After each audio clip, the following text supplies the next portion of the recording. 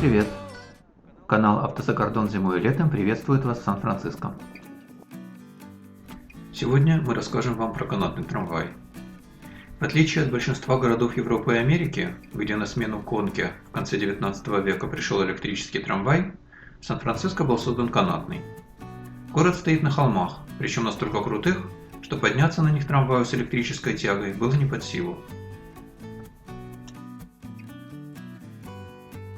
Наша история начинается с очереди на трамвай на конечной одной из линий.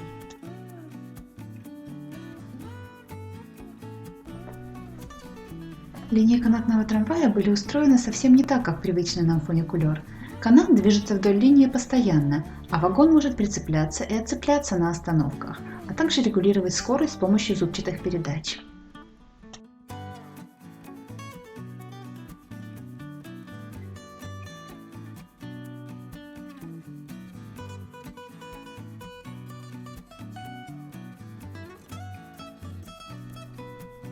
На конечной остановке кондуктор отцепляет вагон от каната и на специальном круге разворачивает вагон в обратном направлении, направляя его на соответствующие рельсы.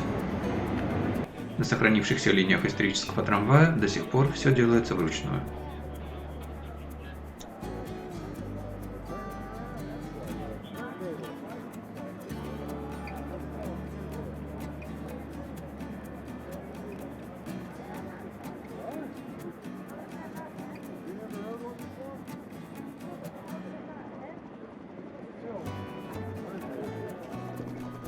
Характерной особенностью системы канатных трамваев является то, что каждый отдельный трамвай не имеет собственного двигателя, поэтому при отцеплении от каната его можно привести в движение, только толкая руками, ну или другой частью тела.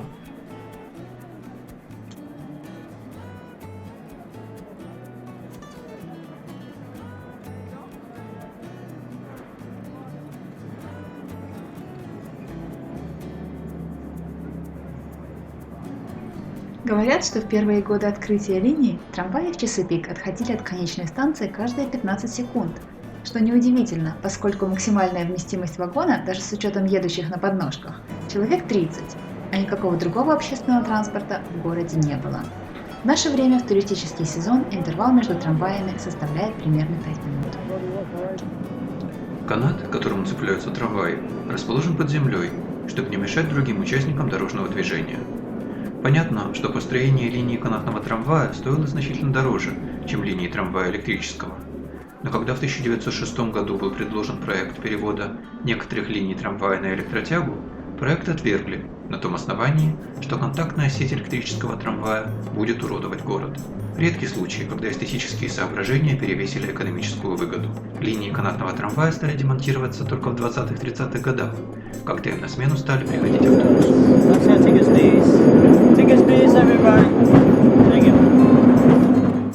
На сегодняшний день осталось 3 линии канатного трамвая, которые являются туристической достопримечательностью. Хотя проезд на них стоит $7, желающих прокатиться всегда достаточно. 2 из 3 линий исторического трамвая соединяют конечную станцию на Маркет-стрит в деловом центре Сан-Франциско с северной оконечностью полуострова. Мы движемся на север по улице Пауэлл, взбираясь на все более крутые холмы.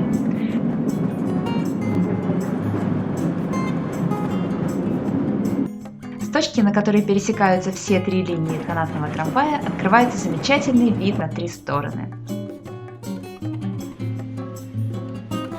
Из-за особенностей рельефа пересечение перекрестка не только пересекающимися трамваями, но и встречными регулируется вручную.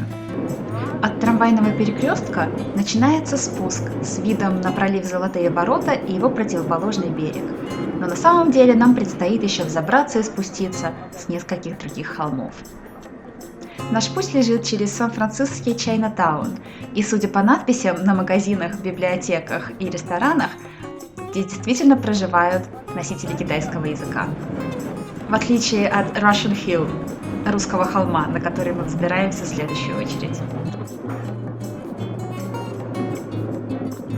Плотная городская застройка окончательно уступает место 2-4-этажным домикам с приморским колоритом, и вот мы приближаемся к конечной точке нашего маршрута. Трамвайный маршрут под названием Пауэлл Хайт приводит нас в эту живописную бухту с видом на мост Золотые ворота, историческую тюрьму Алькатрас, рыбацкую верфь, парусники и шоколадную фабрику Жерардели. О некоторых из этих достопримечательностей мы расскажем в нашем следующем видео о Сан-Франциско. Спасибо всем, кто присоединился к нашей поездке на Сан-Франциском трамвае. Подписывайтесь на наш канал, чтобы не пропустить продолжение.